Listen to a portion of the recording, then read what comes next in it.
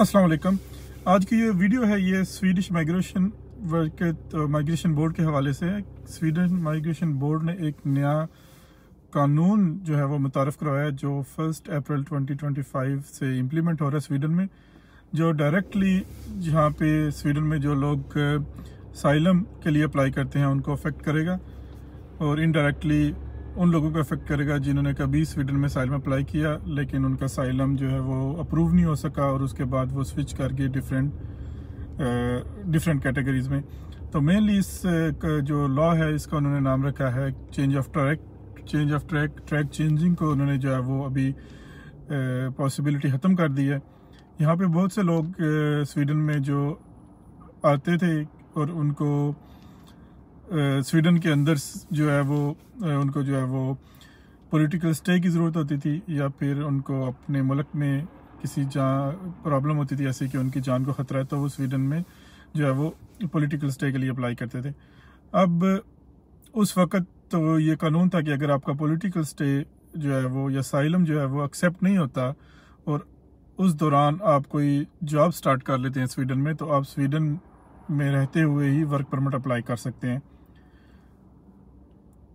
और अगर in case आपका असाइलम रिजेक्ट हो जाता है तो आपको 4 साल के लिए स्वीडन में पाबंदी थी कि आप दोबारा असाइलम नहीं अप्लाई कर सकते, लेकिन आपको कोई भी फोर्सफुली स्वीडन से बाहर नहीं निकाला जाता था। आपको सिर्फ डिफरेंट लेटर भेजे जाते थे कि आप स्वीडन छोड़ दें और आप स्वीडन में तकरीबन इलीगल हो जाते थे,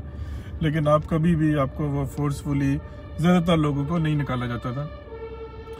तो अब इसमें अब उन्होंने जो नया कानून के मुताबिक ये है कि आपको सबसे पहली बात तो ये है कि 4 साल की बजाय उन्होंने 5 साल कर दिया है कि आपको स्वीडन से बाहर 5 साल रहना है। और दूसरी जो बड़ी चेंजिंग ये है कि आपको अब स्वीडन छोड़ना ज़रूरी है। जब तक आप स्वीडन को लीव नहीं करेंगे तब से आपका टाइम स्टार्ट नहीं होगा। अब पहले की निस्बत चेंजिंग ये है कि पहले लोगों का जब साइलम रिजेक्ट होता था तो वो स्वीडन में ही किसी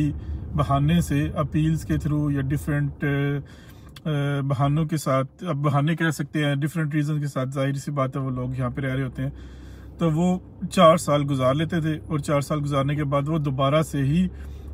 साइलम अप्लाई कर लेते थे और साइलम अप्लाई करने के बाद वो वर्क परमिट अप्लाई कर लेते थे। अब ये चीज़ पॉसिबल नहीं रहेगी क्योंकि अब अगर आपका साइलम जो है वो रिजेक्ट हो रहा है तो आपको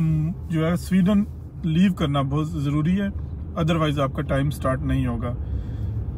और उसके बाद अगर आपका असाइलम रिजेक्ट हो जाता है तो आप फिर भी वर्क परमिट अप्लाई स्वीडन में नहीं कर सकेंगे। और अब इसमें जो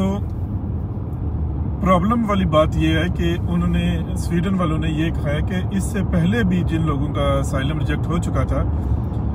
पहले सालों में और उन्होंने वर्क परमिट अप्लाई कर लिया था, अब उनको उस वर्क परमिट की एक्सटेंशन नहीं दी जाएगी। मतलब ये कि अगर आज से कोई 4 साल पहले भी या 8 साल पहले किसी ने वर्क परमिट अप्लाई किया, साइलम अप्लाई किया, उसका साइलम रिजेक्ट हो गया और उसने अपना 4 साल वेट किया या वर्क परमिट अप्लाई कर लिया और आज वो वर्क परमिट में है स्वीडन में और उसने एक्सटेंशन अप्लाई करनी है तो उसको भी वो एक्सटेंशन ही देंगे। तो टोटल जो माइग्रेशन वर्कर के पास या माइग्रेशन बोर्ड के पास टोटल जो इंफॉर्मेशन है उस इंफॉर्मेशन के मुताबिक करीबन 4000 से 5000 लोग ऐसे हैं जो इससे डायरेक्टली जो है अफेक्ट होंगे। तो मेरा वीडियो बनाने का मकसद सिर्फ ये है कि हमारे जो लोग इस प्रोसेस में हैं वो अपने लिए कोई अल्टरनेटिव या तलाश कर लें ताकि ये उनको लास्ट मोमेंट में प्रॉब्लम ना हो, क्योंकि जब भी आप एक्सटेंशन अप्लाई करेंगे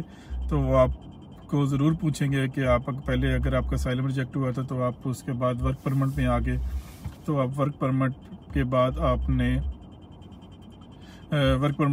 आपने एक्सटेंशन अप्लाई की है तो वो उसको अब एक्सेप्ट नहीं करेंगे। तो मज़ीद जो मेरा मकसद सिर्फ आपको इन्फॉर्मेशन देना था, इसकी कोई ज़ाहिर कानूनी हैसियत नहीं है। तो आप माइग्रेशन बोर्ड की वेबसाइट में ये इन्फॉर्मेशन सारी इंग्लिश और स्वीडिश में अवेलेबल है। मेरा वीडियो बनाने का मकसद ये था कि कुछ जो दोस्त हैं अगर उनको इस नए लॉ को सही तरीके से समझ ना आई हो तो उनको मैं अपनी ज़बान में भी बता सकता हूँ ताकि उनको इस चीज़ को समझने में आसानी हो। तो बहुत शुक्रिया। दुआओं में याद रखिएगा।